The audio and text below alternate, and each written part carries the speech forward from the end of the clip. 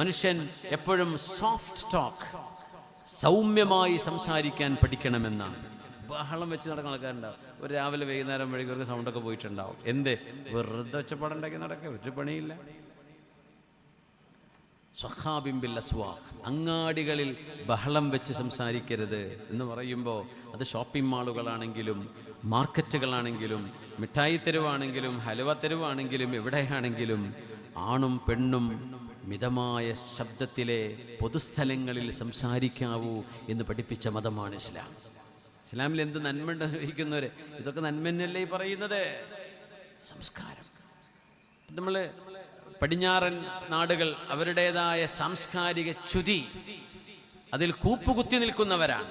എന്നാലും ചില നന്മകൾ, ചില നല്ല സ്വഭാവങ്ങൾ അവരിൽ കാണപ്പെടുന്നു. നമ്മൾ സ്വീകരിക്കണം. ഒന്നും ഉറക്കെ സംസാരിക്കൂല. ഞാൻ എൻ്റെ കൂട്ടുകാരനും ട്രെയിനിൽ യാത്ര ചെയ്യുമ്പോഴേ, നമ്മൾ മലയാളികൾ കണ്ടുമുട്ടുമ്പോൾ യൂറോപ്പിലോ ഞങ്ങൾ ലണ്ടൻ ടു സ്കോട്ട്ലൻഡ് യാത്രയിലായിരുന്നു.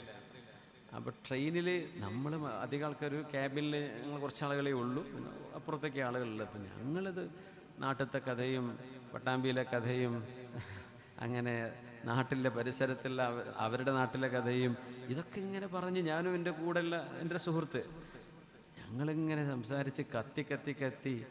നമ്മളുടെ ഈ മലയാളികളുടെ ഭാഷ തന്നെ ഒരു ശബ്ദമുള്ള ഭാഷയാണ്. നമ്മുടെ അക്ഷരങ്ങൾ തന്നെ അങ്ങനെയാണ്. മലയാള ഭാഷ തന്നെ ഒരു ശബ്ദമുള്ള ഭാഷയാണ്. ഞങ്ങൾ അറബികളിൽ പോയി അവർ പെട്ടെന്ന് നോക്കും ആരെയും മലബാരി. അപ്പം എന്തേ, നമ്മുടെ ആ ഒരു ശബ്ദവും നമ്മുടെ ഭാഷയും അതറിയാത്ത ആളുകൾക്ക് വലിയ അരോചകമായിരിക്കും. അത് നമുക്കും അങ്ങനെ തന്നെയാണ്. നമുക്കറിയാത്തൊരു ഭാഷ ഉറക്കം ഒരാൾ അടുത്തുനിന്ന് സംസാരിക്കാൻ വലിയ ബുദ്ധിമുട്ടായിരിക്കും. അങ്ങനെ കുറച്ച് കഴിഞ്ഞപ്പോൾ ഒരു സായിപ്പ് എഴുന്നേറ്റ് വന്നിട്ട് പറഞ്ഞു, പിന്നെ this is A quiet zone, can you believe quiet? ഞാൻ ആകെ തലതാഴ്ത്തിപ്പോയി. അപ്പം എൻ്റെ കൂട്ടുകാരൻ പറഞ്ഞു, ഞാൻ പരിസരം മറന്നുപോയി, നമ്മൾ അധികം കുറച്ച് ഒച്ചയിലാണ് സംസാരിച്ചെന്ന് ഇപ്പോഴാണ് തോന്നുന്നത്. ആ സായിപ്പ് അവിടെ കുറച്ച് ദൂരെ ഇരിക്കുകയാണ്. അയാൾ വന്നിട്ട് പറയാണ്, ഇത് മെല്ലെ സംസാരിക്കേണ്ട സ്ഥലമാണ്, ഇതൊന്ന് മെല്ലെ സംസാരിച്ചൂടെ എന്ന്. സുബ്ഹാനല്ലാഹ്. അപ്പോഴറിയണത് നമ്മൾ ഉറക്കെ പറയണത്, നമുക്ക് തോന്നിയിട്ടില്ല.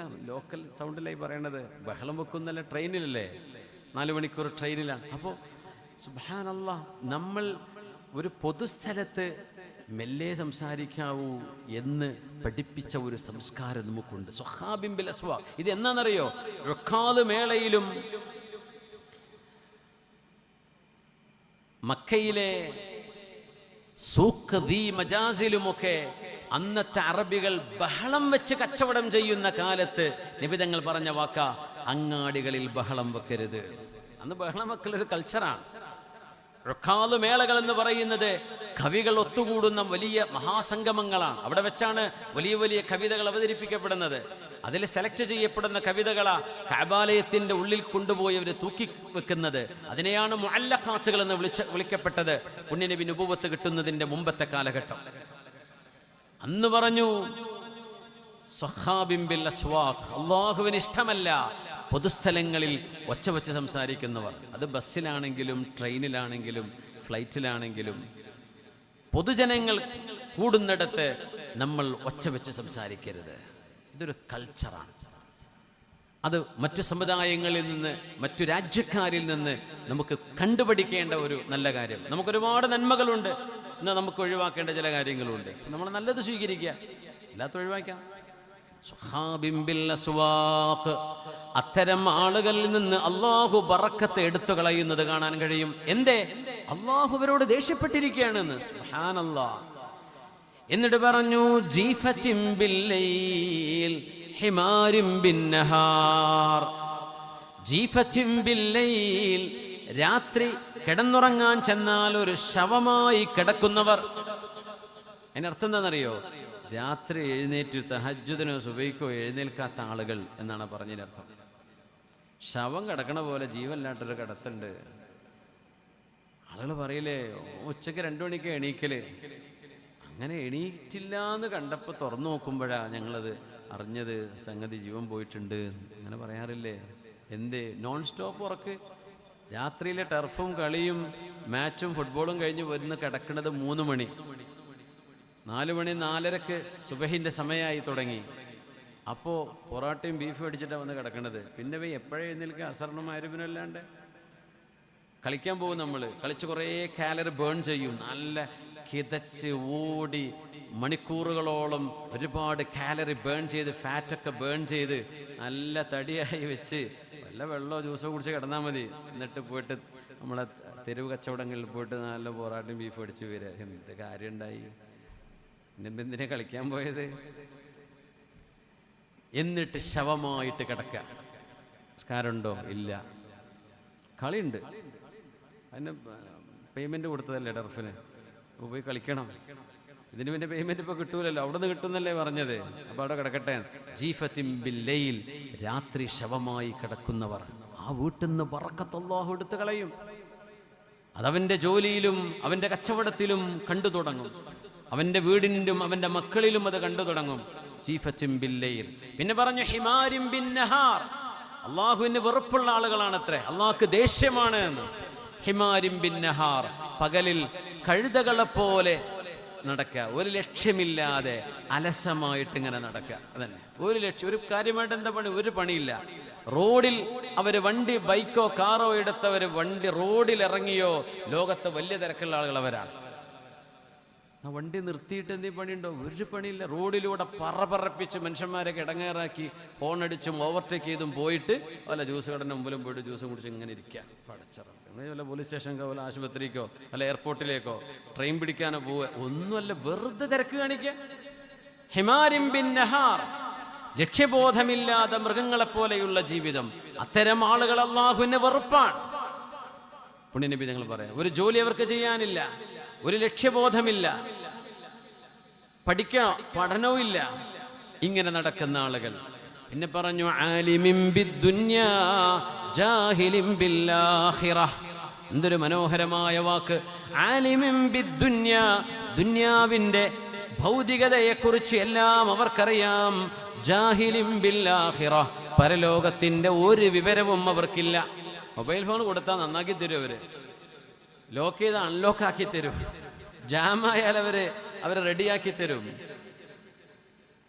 എന്ത് കൊടുത്താലും അവർക്കത് റെഡിയാക്കി തരാൻ പറ്റും. ഭയങ്കര ഇൽമ, നെറ്റ്വർക്കും സോഫ്റ്റ്വെയറും ഒക്കെ ഉണ്ട്. ജാഹിലിൻ ബിൽ ആഖിറ. എങ്ങനെയാ വിത്രിസ്കരിക്കേണ്ടത് അറിയില്ല. ദുഹാ നിസ്കാരം എത്രയാ അറിയില്ല. അത്തഹിയാത്ത് എങ്ങനെ മുഴുവൻ ഓതാ പഠിച്ചിട്ട്. കുനൂത്ത് അറിയോ? അതും അറിയില്ല.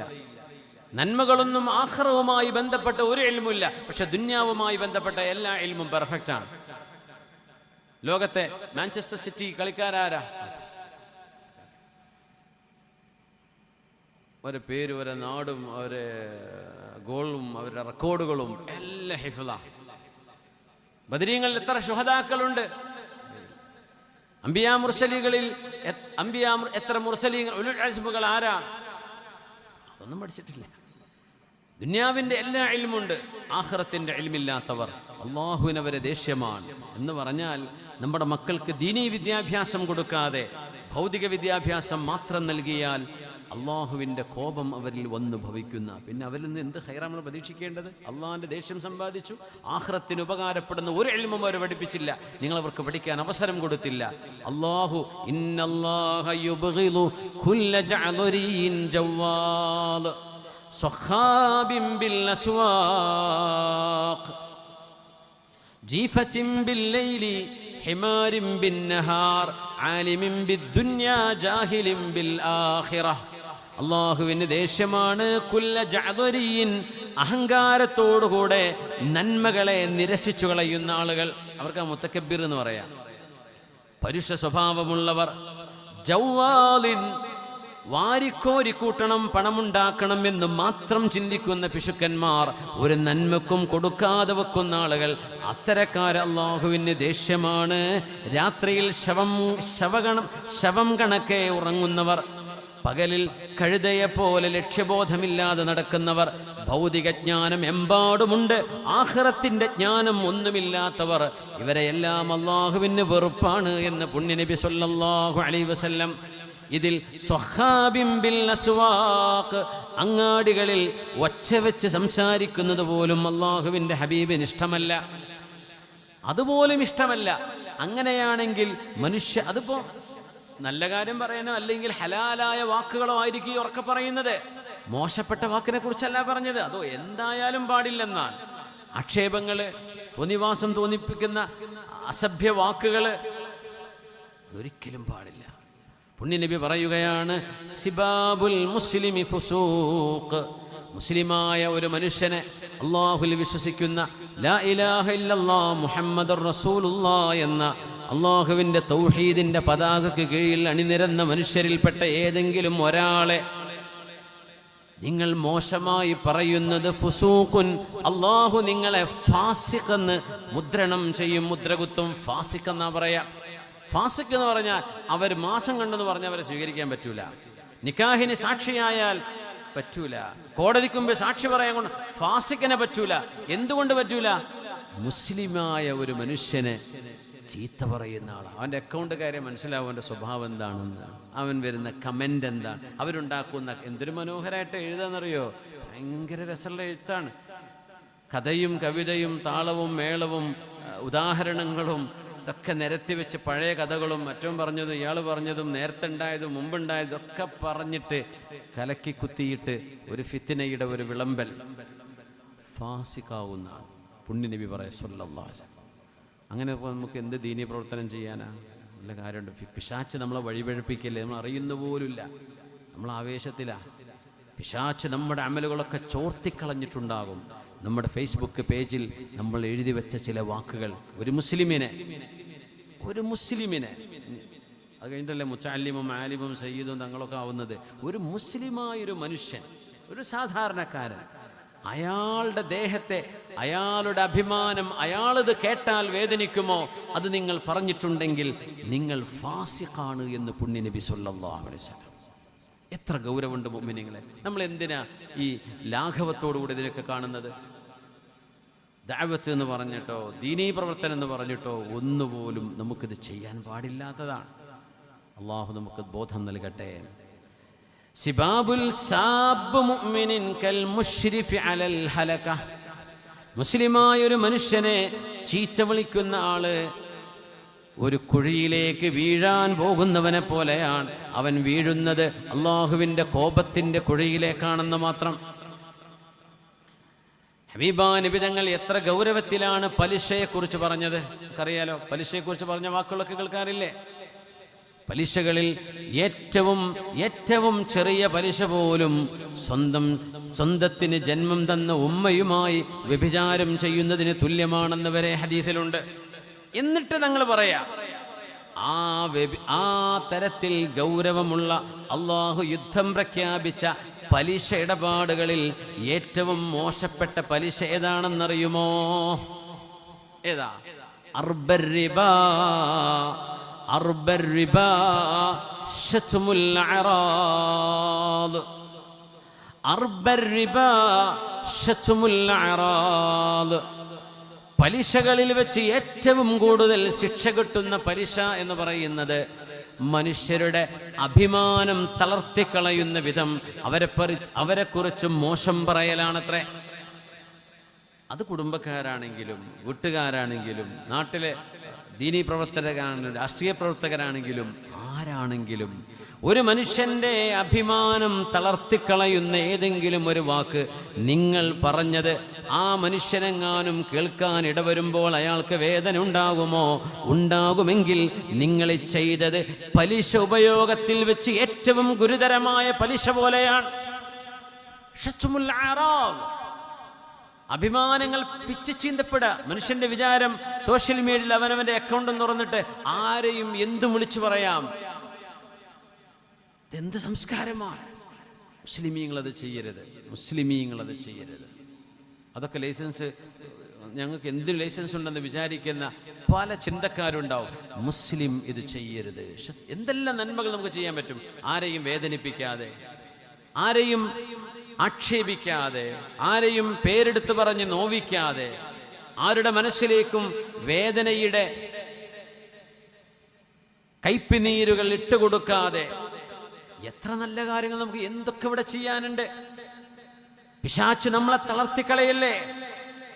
ബഅ്സുഹും ബൈനഹും ശദീദ്. നമ്മളെ തന്നെ കൊത്തി നോവിച്ച് വലിച്ചു കീറിയിട്ട് എന്താ നമുക്ക് ലഭിക്കാൻ പോകുന്നത്? ഫാസിക്കായി പോവലോ? അത് മതിയെങ്കിലും ഓക്കെ. പുണ്യ നബി പറയാ, ഫാസിക്കാവും മോനെ, ഫാസിക്ക് എന്നാ നിന്റെ പേര്, ഫാസിഖ്. ഇൻ ജാഅകും ഫാസിഖും ബിനബഇൻ ഫതബയ്യനൂ. ഒരു മുസ്ലിമിനെ കൂലിപ്പണിക്ക് പോണ ആളായിരിക്കാം, നിങ്ങൾ ആക്ഷേപിക്കുകയാണെങ്കിൽ, ഈ ആക്ഷേപം എന്ന് പറഞ്ഞാൽ എന്താ പറയുക, ഒരു മനുഷ്യനിൽ ഉള്ളത് പറയലാണ് ഗീബത്തും നമീമത്തും. അത് ഉള്ളത് തന്നെയല്ലേ എന്ന് ചോദിക്കൂ. ഉള്ളത് പറയാൻ പാടില്ല എന്നാ. ആ മനുഷ്യനോട് നേരിട്ട് നിങ്ങൾക്ക് സംസാരിക്കാം. പൊതുവേദിയിൽ അവതരിപ്പിക്കുകയാണോ, സോഷ്യൽ മീഡിയയിൽ നാറ്റിക്കുകയാണോ, നിങ്ങൾ ഫിസ്കിൽ പെട്ടുപോകും. അല്ലാഹു കാത്തുരക്ഷിക്കട്ടെ. ഫാസിഖാണ് എന്ന് പുണ്യനബി തങ്ങൾ പറഞ്ഞു കഴിഞ്ഞാൽ, ഫാസിഖായ ഒരു മനുഷ്യൻ എന്തു നിങ്ങളോട് പറഞ്ഞാലും അത് നിങ്ങൾ വിശ്വസിക്കാൻ പാടില്ലെന്നാണ്. അപ്പം എന്തായി?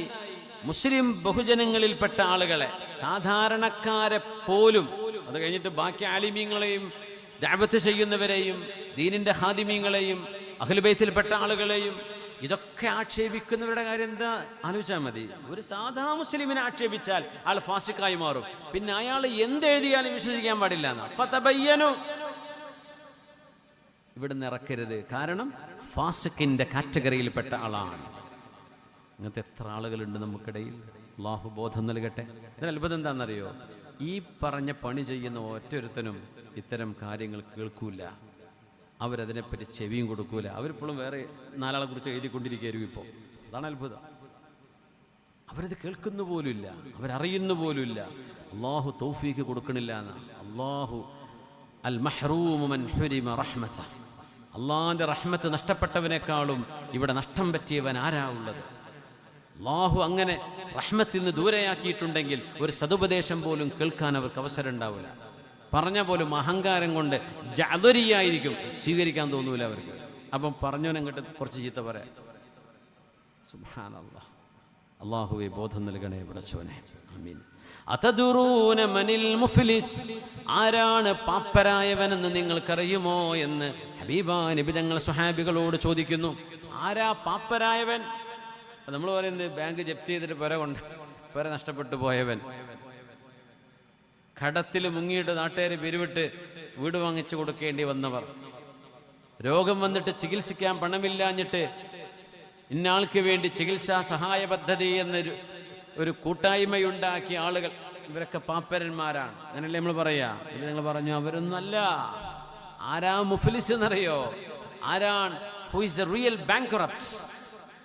ഏറ്റവും വലിയ പാപ്പരെന്ന് പറയുന്ന ആൾ. ബാങ്ക്റപ്റ്റ് എന്നതിന് പറയാം മുഫ്ലിസ്. ആരാ?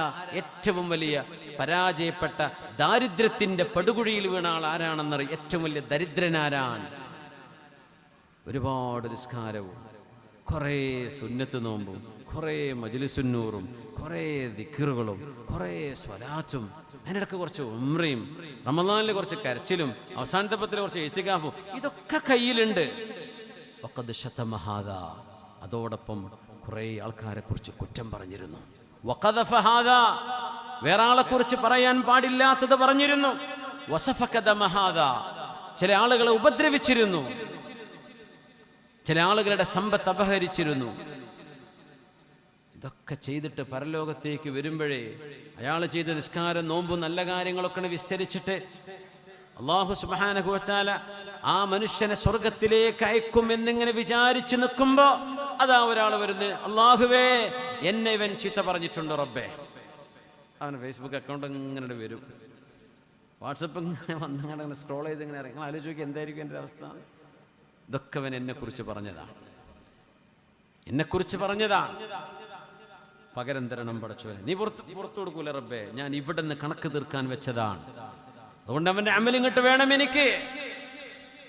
അവര് 10-20 കൊല്ലത്തെ റമളാന്റെ അവസാനത്തെ പത്തിൽ ഇത്തികാഫ് പോയി. ലൈലത്തുൽ ഖദറിൽ കുറച്ച് കരഞ്ഞിരുന്നു, അതും പോയി. ഒരു തസ്ബീഹ് നിസ്കാരം കൊല്ലത്തിൽ 1 നിസ്കരിച്ചിരുന്നു, അതും പോയി. പിന്നെ ഒരു 4-5 ഉംറയും കൊടുത്തു, എൻ്റെ കിട്ടിയില്ല പോയിക്കോ. എന്നാ പിന്നെ ബാക്കിയുള്ള അമല് കൊണ്ട് പോകാൻ നിൽക്കുമ്പോൾ അടുത്ത ആള്, പടച്ചവനെ എന്നെയും പറഞ്ഞിരുന്നു റബ്ബേ, ഇവന് തന്നെയായിരുന്നു പരിപാടി, എനിക്ക് വേണം, അവൻ്റെ അമല് വേണം, സൽക്കർമ്മം വേണം റബ്ബേ. കുറേ നിസ്കാരം നോമ്പും ദിക്റും ഒക്കെ അയാൾക്ക് കൊടുത്തു. ഇപ്പൊ അടുത്ത ആള് വന്നു. ഇങ്ങനെ വന്ന് വന്ന് വന്ന് ഇവന്റെ നന്മകൾ മുഴുവൻ ചോർന്നു, ഇനി കൊടുക്കാനില്ല. അപ്പൊ എന്താ സംഭവിക്കാന്നറിയോ? ഈ പരാതിയുമായി വന്ന ആളുകളുടെ തെറ്റുകൾ ഇവനോട് ഏറ്റെടുക്കാൻ വേണ്ടി പറയും, ആ പറഞ്ഞതിന് തുല്യമായ തെറ്റുകൾ. എന്നിട്ട് ഈ മനുഷ്യനെ നരകത്തിലേക്ക് വലിച്ചെറിയും. അവനാണ് പാപ്പരായവൻ, അവനാണ് മുഫ്ലിസ്, അവനാണ് റിയൽ ബാങ്ക്രപ്റ്റ് എന്ന് മഹാനായ റസൂലുള്ളാഹി സ്വല്ലല്ലാഹു അലൈഹി വസല്ലം. നോക്കണം, കർമ്മങ്ങൾ ഉണ്ടാക്കാൻ എത്ര ത്യാഗം ചെയ്യണം. ഉംറ ഹജ്ജ് എന്നൊക്കെ പറഞ്ഞ എളുപ്പമാണോ? വലിയ പ്രയാസമാണ്. നടക്കണം, തളരും, ഉറക്കുണ്ടാവില്ല, ഭക്ഷണം കിട്ടൂല, മസിൽ കയറും, ബാക്ക് പെയിന് വരും. ഹജ്ജ് വലിയ ത്യാഗമാണ്, വലിയ ത്യാഗമാണ്. ഉംറ ത്യാഗമാണ്, ഹജ്ജ് വലിയ ത്യാഗമാണ്. അറിയില്ലേ, 10-15 കിലോമീറ്റർ നടക്കണം ചൂടിൽ. ഇതൊക്കെ ചെയ്തു വന്നിട്ട് നാവുകൊണ്ട് ഒരു മനുഷ്യൻ കേട്ടാൽ അയാൾ ഇഷ്ടപ്പെടാത്തത് സത്യമാണോ ന്യായമാണോ ഉള്ളതാണോ ഇല്ലാത്തതാണോ എന്തോ ആകട്ടെ, ഒരു മനുഷ്യനെ കുറിച്ച് മോശം വിചാരിക്കപ്പെടുന്നത് നിങ്ങൾ പറഞ്ഞു കഴിഞ്ഞാൽ ഈ അമലൊക്കെ നഷ്ടപ്പെട്ടു പോകും എന്ന് പറയുമ്പോൾ നിങ്ങൾ ആലോചിക്കേണ്ടേ അതിൻ്റെ ഗൗരവം എത്രയാണ്.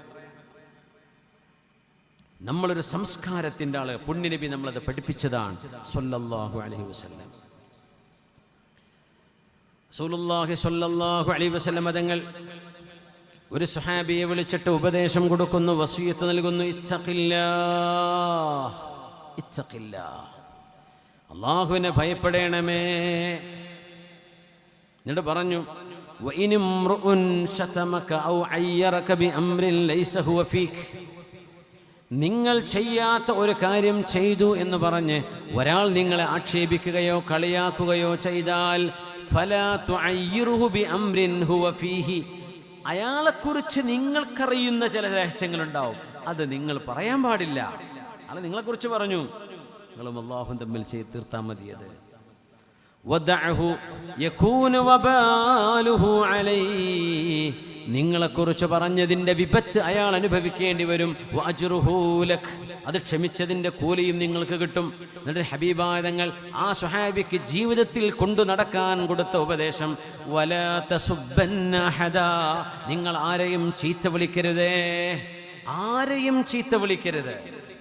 ആ സ്വഹാബി പറയാ, ഞാൻ പിന്നെ ഒരു കഴുതയെയോ പൂച്ചയെയോ ഒരു നായയെയോ ഒരു ഒട്ടകത്തെയോ ഒരു മൃഗത്തെപ്പോലും ഞാൻ ചീത്ത വിളിക്കാറില്ല. സുബ്ഹാനല്ലാഹ്, ഇതാണ് മുസ്ലിം. ഒരു നിസ്കാരത്താകുമ്പോൾ മാത്രം പോരാ, നമുക്ക് നമ്മുടെ നാവും നമ്മുടെ വാക്കുകളും ഒരുപോലെ ഈക്വലി ഇമ്പോർട്ടൻ്റ് ആണ്. അത് എഴുതിവിടുന്നത്, ഏതൊന്ന് പറയാൻ പാടില്ലയോ അത് എഴുതുന്നതും തെറ്റാണ്. എന്താണ് സത്യാവസ്ഥ എന്നറിയില്ല, അവർ കേട്ടതൊരു കാര്യമായിരിക്കും, അതിൻ്റെ മറുപുറം എന്താണെന്ന് അവർക്കറിയോ. ഇനി അറിഞ്ഞു എന്ന് വിചാരിക്കുക, ആ കേട്ടത് സത്യം തന്നെയാണെന്ന് വിചാരിക്കുക, ലൗഫുരിയല്ല അങ്ങനെ സങ്കല്പിക്കുക. എന്നാൽ പോലും ഒരു മനുഷ്യൻ കേട്ടാൽ ഇഷ്ടപ്പെടാത്തത് നിങ്ങൾ പറയാൻ പാടില്ലെന്നാണ്, എഴുതാൻ പാടില്ലെന്നാണ്. അപ്പം നാളെ പരലോകത്ത് കണക്ക് കൊടുക്കേണ്ടി വരും, ചെയ്തതൊക്കെ പോകും. എനിക്ക് തോന്നുക പൊതുരംഗത്ത് പ്രവർത്തിക്കുന്ന ആളുകളൊക്കെ നാളെ രക്ഷപ്പെടൽ ഈ യൂട്യൂബിലൊക്കെ കിട്ടുന്ന തെറി കൊണ്ടായിരിക്കും നാളെ രക്ഷപ്പെടുക, ഉറപ്പാ. നമുക്ക് കൂടുതൽ അമൽ ചെയ്യാനൊന്നും സാരില്ല. ഈ തെറികളും കുറേ ചീത്ത വിളികളും ആക്ഷേപങ്ങളും ഇങ്ങനെ താഴെ കമൻ്റ് ചെയ്ത് ഇങ്ങനെ പോകുമ്പോൾ എല്ലാം മുസ്ലിമാണോ, അൽഹംദുലില്ലാഹ് എന്തെങ്കിലും ഉണ്ടാവുമല്ലോ കയ്യിൽ. ഒരു സുബ്ഹാനല്ലാഹ് അൽഹംദുലില്ലാഹ് ചൊല്ലാത്തതുണ്ടാവും, പെരുന്നാൾ നിസ്കരിക്കാത്തതും ഉണ്ടാവില്ലല്ലോ. ഒരു അല്ലാഹു അക്ബർ ചൊല്ലിയതെങ്കിലും കിട്ടൂലേ, ഞാൻ സന്തോഷിക്കല, അൽഹംദുലില്ലാഹ്. അതൊക്കെ നമ്മളെ ജാതിപ്പെട്ടതാണല്ലോ, അല്ലാഹ് എന്തെങ്കിലുമൊക്കെ കിട്ടാണ്ടാവും, അൽഹംദുലില്ലാഹ്. അതൊരു വലിയ സൗഭാഗ്യമാണ്. അതൊരു വലിയ, നമ്മൾ വിചാരിക്കുന്ന ഒരു നിസ്സാര കാര്യമാണ് നമ്മൾ ചെയ്യുന്നതെന്ന്. മനുഷ്യൻ്റെ സോഷ്യൽ മീഡിയ എന്ന് പറയുന്ന പ്ലാറ്റ്ഫോം, അതിന് ചില ഡിസിപ്ലിൻ ഒരു മുസ്ലിം പാലിക്കേണ്ടതുണ്ട്. ഇതില്ലേ, നമ്മളത് കൈകാര്യം ചെയ്യണ്ട. അത്രയൊന്നും ക്ഷമല്ലേ, ഇട്ടച്ചു വയ്ക്കും, ആരെങ്കിലും കൈകാര്യം ചെയ്തോളൂ. നമുക്ക് ക്ഷമല്ലേ, നമ്മൾ ഇങ്ങോട്ട് ആരെങ്കിലും ആക്ഷേപിക്കുമ്പോഴേക്കും അങ്ങോട്ട് പ്രൈവറ്റിൽ പോയിട്ട് അയാൾക്ക് തിരിച്ചങ്ങോട്ട് മറുപടി പറയാൻ അല്ലെങ്കിൽ ആക്ഷേപിക്കാൻ, ഇതിനാണോ നമ്മൾ നടക്കുന്നത്? പിന്നെ നമ്മളും അവരും തമ്മിൽ എന്ത് വ്യത്യാസമാണ് ഉള്ളത്? ചെയ്യരുത്, ചെയ്യരുത്. അള്ളാഹു നമുക്ക് ക്ഷമ നൽകട്ടെ, അള്ളാഹു നമുക്ക് ക്ഷമ നൽകട്ടെ, അള്ളാഹു ക്ഷമ നൽകട്ടെ. ഞാൻ പറയുന്നതിൽ വലിയൊരു വേദന ഉണ്ടാക്കുന്നത് പച്ചയായ വ്യഭിചാരവുമായി ബന്ധപ്പെട്ട വാക്കുകൾ, പച്ചയായിട്ട് വ്യഭിചാരത്തിലേക്ക് ക്ഷണിക്കുന്നത്. മലയാളികളൊന്നും ഇത് ചെയ്യുമെന്ന് ഞാൻ വിചാരിച്ചിരുന്നില്ല കേട്ടോ. ഇതിൽ ജാതി മതം നോക്കിയിട്ടല്ല ഞാൻ പറയുന്നത്. മലയാളം സംസ്കാരിക്കുന്ന പെണ്ണുങ്ങളും ആണുങ്ങളും വലിയൊരു ശതമാനം സ്ത്രീകൾ പച്ചക്കൂളായിട്ട് മോശമായ ഡയലോഗുകൾ, വളരെ മോശമായ വൃത്തികെട്ട വാക്കുകൾ അത് റെക്കോർഡ് ചെയ്ത് അവനവൻ്റെ അക്കൗണ്ടിലൂടെ പോസ്റ്റ് ചെയ്യാൻ ടിക്ടോക്കിലും യൂട്യൂബ് ഷോർട്ടുകളിലും അല്ലാതെയുമായിട്ട് സോഷ്യൽ മീഡിയകളിൽ അതിന് കുറേ ആളുകളുണ്ട്. അതിന് ഓശാന പാടാൻ, അതിനൊക്കെ യെസ് പറയാൻ, അതിനൊക്കെ നല്ല നല്ല കമൻ്റ് കൊടുക്കാൻ. മുസ്ലിം ഉമ്മത്തിനോട് പറയണേ, അവരോട് മാത്രമേ ഞാൻ പറയുന്നുള്ളൂ, അല്ലാത്തവർ it's none of my concern. നമ്മൾ ഇടങ്ങി പറയേണ്ട അതൊക്കെ അവരുടെ നേതാക്കന്മാരോ അവർ വിശ്വസിക്കുന്ന ആദർശക്കാരോ അവർ പറഞ്ഞെടുത്ത പോലെ അവർ ജീവിച്ചോട്ടെ. മുസ്ലിം ഉമ്മത്ത് നമ്മൾ സംസാരിക്കുന്നത് ഇസ്ലാമിൻ്റെ പ്രമാണം വെച്ചാണ് ഞാൻ എൻ്റെ അഭിപ്രായമല്ല പറയുന്നത്. മുസ്ലിം എന്ന് പറയുന്നത് ഹബീബിനെയും അള്ളാഹുവിനെയും അവിടുത്തെ ഹബീബിൻ്റെ സ്വഹാബിമാരെയും ഉലമാഇനെയും പ്രമാണമാണെന്ന് വിശ്വസിക്കുന്നവരാണ്. അത് നമ്മുടെ ഇന്നത്തെയും നാളെ മണ്ണിൽ കിടക്കുന്ന ജീവിതത്തെയും ബാധിക്കാൻ പോകുന്ന വിഷയമാണ് എന്ന് ബോധിച്ചവനാണ് മുസ്ലിം. അത്തരക്കാരോട് മാത്രമേ ഞാൻ സംസാരിക്കാറുള്ളൂ. ഇതുവരെ വേദം പറഞ്ഞതൊക്കെ അങ്ങനെ തന്നെയാണ്. ഇനി പറയുന്നതും പറയാൻ ഉദ്ദേശിക്കുന്നതും അവരോട് തന്നെയാണ്. അല്ലാത്തവരോട് നമ്മൾ എന്താ പറയുക, ലോകത്ത് എന്താ കുഴപ്പമെന്ന് ചോദിക്കുന്നതുകൊണ്ട് എന്ത് പറയാനാ? അതിനെന്താ കുഴപ്പമെന്ന് ചോദിച്ചാൽ എന്താ പറയുക, ഒരു കുഴപ്പമില്ലോടോ ചെയ്തോ. പക്ഷെ മുസ്ലിം ഉമ്മത്തിൽപ്പെട്ട ആളാണോ നിന്നെ ഉപദേശിക്കേണ്ട ഒരു ഉത്തരവാദിത്വം ഈ സമൂഹത്തിലെ പണ്ഡിതന്മാർക്കുണ്ട്. അത് കേൾക്കേണ്ടത് നമ്മുടെ ബാധ്യതയാണ്. നമ്മുടെ ശരീരമെങ്ങാനും പിശാചിന്റെ പിടിയിലങ്ങ് അകപ്പെട്ട് കഴിഞ്ഞാൽ പിന്നെ അത് കേൾക്കാൻ കഴിയില്ല, അത് രസം തോന്നൂല, വെറുപ്പാകും, ആക്ഷേപമാവും. അതിനാണ് ജഅദരി എന്ന് പറയുന്നത്. അങ്ങനെ ആയിപ്പോവരുത്. അല്ലാഹു കോപിക്കും. ആ കോപം നമ്മുടെ ഫെയിമോ, നമ്മുടെ സമ്പാദ്യമോ, നമ്മുടെ കുടുംബമോ എല്ലാം തകരാൻ കാരണമാകും. കാരണം അല്ലാഹു ദേഷ്യപ്പെട്ടിരിക്കുകയാണ്. പടച്ചതമ്പുരാൻ കാത്തുരക്ഷിക്കട്ടെ. വിശുദ്ധ ഖുർആൻ എത്ര മനോഹരമായിട്ടാണ് സൂറത്ത് യൂസുഫിൽ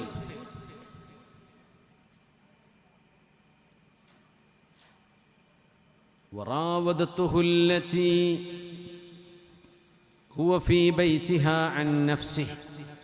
യൂസുഫ് അലൈഹിസ്സലാത്തു വസ്സലാമിനെ സുലൈഖ ബീവി വശീകരിച്ചത് വിശുദ്ധ ഖുർആൻ പരാമർശിച്ച ഒരു ഭാഗത്തിൻ്റെ ഒരു സൗന്ദര്യമേ, എന്തൊരു മനോഹരം! അതിസുന്ദരിയായ ഒരു പെണ്ണും അതിസുന്ദരനായ പ്രവാസിയായി വിവാഹം ചെയ്യാതെ സ്വന്തം നാട്ടിൽ നിന്ന് ഒരുപാട് ദൂരെ ഈജിപ്തിൽ കഴിയുന്ന യൂസുഫ് അലൈഹിസ്സലാമും തമ്മിൽ നടന്ന ആ ഒരു വളരെ ആത്മഹർഷം നൽകുന്ന വിശുദ്ധ ഖുർആനിൻ്റെ ഇടപെടൽ, അവർ തമ്മിൽ നടന്ന ആ ഒരു സംഭവത്തിൻ്റെ പരാമർശം എത്ര മനോഹരമാണ്! ആർക്കെങ്കിലും ഒരു തരത്തിലുള്ള ഒരു ലൈംഗികതയുടെ ചുവ ആ ആയത്തുകൾക്കിടയിൽ നിന്ന് വായിച്ചെടുക്കാൻ കഴിയുമോ? കിട്ടൂല. വിശുദ്ധ ഖുർആൻ അത്തരം വാക്കുകളെല്ലാം എത്ര മനോഹരമായിട്ടാണ് വിശുദ്ധ ഖുർആൻ കൈകാര്യം ചെയ്തത്. ഇന്നല്ലാഹ കരീമുൻ യുഖന്നി മാഷാ. അല്ലാഹു കരീമാണ്, അല്ലാഹു മാന്യനാണ്. യുഖന്നി മാഷാ, അല്ലാഹു ഉദ്ദേശിച്ചതെല്ലാം തുറന്നു പറയാതെ അല്ലാഹു രഹസ്യമായി പടച്ചതമ്പുരാൻ അതിനെ പെട്ടെന്ന് മനസ്സിലാവുന്ന രൂപത്തിലല്ല. ആ വാക്കുകളുടെ മറുപുറത്ത് മറ്റൊരാശയമുണ്ട്. എന്നാൽ ആ വാക്കുകൾ എത്ര മനോഹരമാണ്. ഉദാഹരണം പറയാം. ഹുന്ന ലിബാസുൽ ലക്കും വഅൻതും ലിബാസുൽ ലഹുൻ. എന്താ ഇതിനർത്ഥം? വഹിയൽ ഇഖ്തിലാത്ത് അൽ ഹാസിലു ഇൻദൽ ജിമാഅ. ഇതിന്റെ തഫ്സീർ അതാണ്. ഒരു തഫ്സീർ അതാണ്. സ്ത്രീകൾ, നിങ്ങളുടെ ഭാര്യ നിങ്ങൾക്ക് വസ്ത്രമാണ്, നിങ്ങൾ അവൾക്കും വസ്ത്രമാണ്. എന്താ മനസ്സിലായത്? ഒരുപാട് ആശയങ്ങളുണ്ട്. അവർ നിങ്ങൾക്ക്, നിങ്ങളുടെ ഭാര്യ നിങ്ങൾക്ക് വസ്ത്രമാണ്, നിങ്ങൾ അവർക്കും വസ്ത്രമാണ്. ആ കോണ്ടെക്സ്റ്റിൽ അവിടെ ഉപയോഗിക്കപ്പെട്ട ആശയം എന്താണെന്നറിയോ? നിങ്ങൾ അവരുമായി ശരീരം ചേർന്ന് കിടക്കുന്നവരാണ് എന്ന് പറയാനാ വസ്ത്രം ദേഹത്തൊട്ടുന്ന പോലെ എന്ന് സൂചിപ്പിച്ചുകൊണ്ട് അല്ലാഹു പറയുന്നത്. നിങ്ങൾ അവരുമായി കിടപ്പറയിൽ സമയം ചെലവഴിക്കുന്നവരാണ് എന്ന് പറയേണ്ടതിന് പകരം അവർ നിങ്ങൾക്ക് വസ്ത്രമാണ്, നിങ്ങൾ അവർക്കും വസ്ത്രമാണ്. എത്ര മനോഹരം! ഇതൊക്കെ പച്ചയിൽ വിളിച്ചു പറയുന്ന മനുഷ്യന്മാരില്ലേ സോഷ്യൽ മീഡിയയിൽ? പച്ചയായിട്ട് നിസാഉകും നിസാഉകും ഹർസുൽ ലക്കും ഫഅതു ഹർസകും അന്നാ ശിഅ്തും. ഈ ആയത്തിനെ ശരിക്ക് മനസ്സിലാക്കാതെ, തെറ്റിദ്ധാരണ കാരണം ഈ ആയത്തിന്റെ ആശയം മനസ്സിലാക്കാതെ പോകുന്നവരുണ്ട്. നിസാഉകും ഹർസുൽ ലക്കും, നിങ്ങളുടെ ഭാര്യമാർ നിങ്ങളുടെ ഹർസാണ്. ഹർസ് എന്ന് പറഞ്ഞാൽ കൃഷി ചെയ്ത് ധാന്യമിറക്കി വിളവുണ്ടാകുന്ന സ്ഥലത്തിനാണ് ഹർസ് എന്ന് പറയുന്നത്. നിങ്ങളുടെ ഭാര്യമാർ, അവരിൽ നിന്ന് നിങ്ങൾക്ക് കുഞ്ഞുങ്ങൾ ജനിക്കുന്നുണ്ട് എന്ന് സൂചിപ്പിക്കാൻ അല്ലാഹു ഉപയോഗിച്ച വാക്കാണത്. അല്ലാഹു അനുവദിച്ച പ്രകാരം, അല്ലാഹു അനുമതി നൽകിയതുപോലെ നിങ്ങളുടെ ഹർസിനെ നിങ്ങൾക്ക് സമീപിക്കാൻ പറ്റും. അത് കൃഷിയിടമാണ് എന്ന് പറയുമ്പോൾ കൃഷിയിടമല്ലാത്തിടത്തേക്ക് നിങ്ങൾ പോകരുതേ എന്ന് അഭിനവ സംസ്കാര ശൂന്യതയിലേക്ക് വിരൽ ചൂണ്ടി വിശുദ്ധ ഖുർആൻ സൂചിപ്പിക്കുകയാണിത്. ഹർസിനെയാ സമീപിക്കേണ്ടത്. എവിടെയാണോ കുഞ്ഞുണ്ടാവാൻ അല്ലാഹു കാരണമാക്കി വെച്ചത്, ആ ഭാഗമാണ് നിങ്ങൾ സമീപിക്കുന്നത്. അതല്ലാത്തത് സമീപിക്കരുത്. നിസാഉകും ഹർസുൽ ലക്കും ഫഅതു ഹർസകും അന്നാ ശിഅ്തും. ഇത് പറയുമ്പോൾ നിങ്ങൾക്ക് യഥേഷ്ടം കൊയ്തെടുക്കാനുള്ള വയലാണ്, കൃഷിയിടമാണ് എന്ന് പറയും. അതല്ല അതിൻ്റെ ഉദ്ദേശം. ഒരു ഭാര്യ ഭർത്തൃ ബന്ധത്തിലൂടെ അല്ലാഹു സുബ്ഹാനഹു വ തആല നിങ്ങൾക്ക് കുഞ്ഞുങ്ങളെ നൽകുന്നുണ്ട്. അതുകൊണ്ടൊരു പെണ്ണിൻ്റെ ആരോഗ്യം, നിങ്ങളുടെ ആരോഗ്യപരമായ മനുഷ്യന്റെ നൈസർഗികമായ ആവശ്യങ്ങൾ നിർവഹിക്കപ്പെടേണ്ടത് ആ ഭാഗമാണ് എന്ന് സൂചിപ്പിക്കാൻ അല്ലാഹു ആധുനിക ലോകത്ത് ഇരുൾമുറ്റിപ്പോയൊരു സംസ്കാരച്യുതിയുടെ, സ്ത്രീകളെ ഒരു ഭോഗവസ്തു മാത്രമാക്കി വെച്ച ഒരു കാലഘട്ടത്തോട്, 21-ാം നൂറ്റാണ്ടിനോട് വിശുദ്ധ ഖുർആൻ നടത്തുന്ന എത്ര മനോഹരമായ ഇടപെടലാണിത്. നിസാഉകും ഹർസുൽ ലക്കും ഫഅതു ഹർസകും അന്നാ ശിഅ്തും. ആ ഹർസ് എന്ന് പറയുന്ന പ്രയോഗത്തിന് പകരം ഏതെല്ലാം മോശപ്പെട്ട വാക്കുകൾ മനുഷ്യനെന്ന് പ്രയോഗിക്കുന്നുണ്ട്. ഖുർആൻ പ്രയോഗിച്ച വാക്കിന്റെ മനോഹാരിത നോക്കൂ. ഹർസുൽ ലക്കും. فلما تغشاها حملت حملا خفيفا فمرت به. سورة الأعراف. فلما تغشاها, ഒരു കുഞ്ഞിന് ജന്മം നൽകി ഒരു ഉമ്മ കഷ്ടപ്പെട്ട് പ്രസവിക്കുന്ന ഒരു ഉമ്മയുടെ പ്രസവവും ഗർഭകാലത്തിൻ്റെയും യാതനകളെ സൂചിപ്പിച്ചുകൊണ്ട് ഖുർആൻ നടത്തിയൊരു പരാമർശം. ഫലമ്മാ തഗശ്ശാഹാ, ഗശിയ എന്ന് പറഞ്ഞാൽ ശരിക്കും തണുക്കുമ്പോൾ പുതപ്പിട്ട് നമ്മൾ മൂടൂലേ, പുതപ്പിട്ട് മൂടി കിടക്കൂലേ തണുക്കുമ്പോൾ, അതിനാണ് തഗശ്ശ എന്ന് പറയുന്നത്. ഫലമ്മാ തഗശ്ശാഹാ, തൻ്റെ ഭാര്യയെ പുതപ്പിട്ട് മൂടി, ആ ഭാര്യയെ പുതപ്പ് പോലെ ദേഹത്തേക്ക് പുതപ്പിട്ട് മൂടിയപ്പോൾ, ഇത് മെറ്റഫറാണ്. ഇംഗ്ലീഷ് ലിറ്ററേച്ചർ പഠിക്കുന്നവർക്ക് മെറ്റഫർ എന്താണെന്നറിയും. സിമിലി എന്ന് പറയാം. ഒരു പുതപ്പിട്ട് മൂടുന്ന പോലെ ആ ഒരു വാക്ക് പ്രയോഗം മനുഷ്യന്റെ ഇന്റിമേറ്റ് റിലേഷൻഷിപ്പിനെ സൂചിപ്പിക്കാനാണ് ഖുർആൻ പുതപ്പ് മൂടുന്നത് എന്ന് പറയുന്നത്. കുളിരുണ്ടാകുമ്പോൾ മനുഷ്യൻ ദേഹത്ത് ചുറ്റുന്ന ഒരു പുതപ്പിനെയാ ഗിശാ എന്ന് പറയാം. തഗശ്ശാഹ, പച്ചയായി തുറന്നു പറയാൻ പാടില്ല എന്ന് പറയുന്ന വിഷയങ്ങൾ. അതിലേറെ അത്ഭുതം എന്താണെന്നറിയോ? സയ്യിദുനാ ഈസാ നബി അലൈഹിസ്സലാമിനെയും മറിയം ബീവിയെയും ദൈവമാണെന്ന് വിശ്വസിച്ചിരുന്ന ആളുകൾ ഇന്നുണ്ട്, അന്ന് കാലഘട്ടങ്ങളിലുണ്ട്. യേശു ക്രിസ്തു എന്ന് പറയുന്ന ജീസസ് ക്രൈസ്റ്റ്, ഈസാ നബി അലൈഹിസ്സലാം, അവരുടെ ഉമ്മയായ മറിയം ബീവി, മറിയമുൽ അദ്റാ, മറിയം മാരി ദ വെർജിൻ, മഹദിയായ മറിയം ബീവി വിവാഹം ചെയ്തവരല്ല. അവർക്ക് അത്ഭുതകരമായി ജനിച്ച മോനാണ് ഈസാ നബി അലൈഹിസ്സലാം. ഇതാണ് ഇസ്ലാമിൻ്റെ വിശ്വാസം.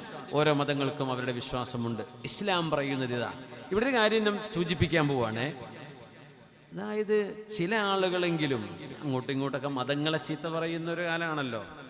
ഇസ്ലാമിനുള്ള മേക്കിട്ട് കയറാൻ പറ്റുള്ളൂ. അപ്പോൾ മുഹമ്മദ് നബി സല്ലല്ലാഹു അലൈഹി വസല്ലമ തങ്ങളെക്കുറിച്ച് ആക്ഷേപിച്ചുകൊണ്ട് എന്ത് പറയുന്നറിയോ? മുഹമ്മദ് നബി ബൈബിളിൽ നിന്ന് കോപ്പിയടിച്ചു, അല്ലെങ്കിൽ തോറയിൽ നിന്ന് കോപ്പിയടിച്ചു, അതങ്ങനെ ഖുർആൻ്റെ, അതാണ് സൂറത്ത് മറിയം എന്നൊക്കെ. അസ്തഗ്ഫിറുല്ലാഹ്. മനസ്സിലാക്കാൻ ആഗ്രഹിക്കുന്നവരോട് മാത്രം പറയാണ്, ഇങ്ങനെ പറഞ്ഞിങ്ങനെ ചീത്ത വിളിച്ച് പോകാൻ ഉദ്ദേശിക്കുന്നവർ പിന്നെ കേൾക്കാൻ നിൽക്കുന്നില്ലെങ്കിൽ ഇവരോട് പറയുന്നില്ല. കേൾക്കണമെന്നുണ്ടെങ്കിൽ പറഞ്ഞുതരാം. മുഹമ്മദ് നബി സല്ലല്ലാഹു അലൈഹി വസല്ലം അന്നത്തെ നസ്വാറാക്കളിൽ നിന്ന് അവരുടെ ചരിത്രങ്ങൾ ഖുർആനിലേക്ക് പകർത്തിയെഴുതി എന്നാണ് നിങ്ങൾ ആക്ഷേപിക്കുന്നതെങ്കിൽ, സൂറത്ത് മറിയമിൽ മറിയം ബീവി ദൈവമാണ് എന്ന ആശയം കടന്നു വരും. ഈസാ നബി ദൈവമാണെന്ന് പുണ്യനബി എഴുതി വെക്കണമല്ലോ, അതല്ലല്ലോ എഴുതി വെച്ചത്. ഈസാ നബി അള്ളാഹുവിന്റെ അബ്ദും റസൂലുമാണ്. മറിയം അലൈഹിസ്സലാം ചാരിത്രശുദ്ധിയുണ്ടായിരുന്ന 4 മഹത്തുക്കളായ വനിതകളിൽപ്പെട്ട 4 മഹത്തുക്കളിൽ മഹിതമായ ഔന്നത്യം പ്രാപിച്ച മഹദികളിൽപ്പെട്ട ഒരു മഹദിയാണ് മറിയം ബീവി. മറിയം ബീവി റളിയല്ലാഹു അൻഹ ദൈവമായിട്ടല്ല പുണ്യനബി പറഞ്ഞത് സല്ലല്ലാഹു അലൈഹി വസല്ലം. ഇന്നല്ലാഹ സാലിസു സലാസ, ട്രിനിറ്റി എന്ന വിശ്വാസം ശരിയല്ല. കൂപ്പിടിച്ച പിന്നെ അതിൽ അങ്ങനെയാണോ പറയാ? അവരത് ശരിയാണെന്നല്ലേ പറയലേ? അവര് പറഞ്ഞു ഈസാ നബി ദൈവമാണെന്നല്ലേ? എന്നാ പിന്നെ അങ്ങനെയല്ലേ ഖുർആനിൽ കാണേണ്ടത്? കൂപ്പിടിച്ചതല്ല എന്ന് മനസ്സിലാക്കാൻ ഇതുപോലെ അവര് പറഞ്ഞതിലെ തിരുത്താണ് ഖുർആൻ കൊണ്ടുവന്നത്. വിശ്വാസത്തിൽ വന്ന പാളിച്ചകളെ ഖുർആൻ തിരുത്തുകയാണ് ഉണ്ടായത്. അല്ല കൂപ്പിടിച്ചതാണെങ്കിൽ തിരുത്താൻ കഴിയില്ല ഇവിടെ. കാരണം അവരോട് അവരുടെ ദേഷ്യം സമ്പാദിക്കേണ്ട അവസ്ഥ വരില്ലേ? പക്ഷേ സത്യമായി നബി തങ്ങൾക്ക് വിളിച്ചു പറയേണ്ടി വന്നിട്ടുണ്ട്. ഇവിടെ ദൈവമല്ല എന്ന് പറയാൻ ഒരു മനുഷ്യൻ എങ്ങനെ ദൈവാവുക? ദൈവം എന്ന് പറയുന്നത് he should be self eternal, സ്വമതാണ്. He should be one and only, അഹദാവണം, സ്വമതാവണം. വലം യകുൽ ലഹു കുഫുവൻ അഹദ്. There is nothing and no one comparable with Allah subhanahu wa ta'ala. പടച്ചതമ്പുരാനോട് തുല്യതയുള്ള ഒരാളുമേ ഒന്നുമേ, nothing, no deity, nothing in existence can be equal to Allah. അങ്ങനത്തെ ഒരു പടച്ചവനാണ് ഈ ലോകത്തിന്റെ God Almighty എന്ന് പറയുന്നത്. He shouldn't have any beginning and she shouldn't have an end. He should be transcend time and space.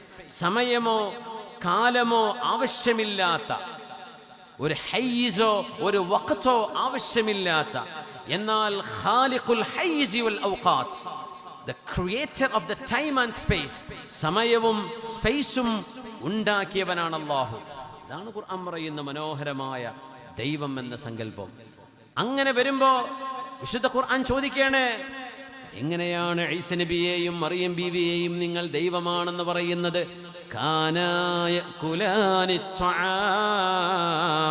രണ്ടുപേരും ഭക്ഷണം കഴിക്കുന്നവരായിരുന്നില്ലേ? ആര്? ഈസാ നബിയും ഉമ്മ മറിയം ബീവിയും. അവർ ഭക്ഷണം കഴിച്ചവരല്ലേ? അവിടെ ഉദ്ദേശം എന്താണെന്നറിയോ? അവർ ടോയ്ലറ്റിൽ പോയിരുന്നവരല്ലേ എന്നാ.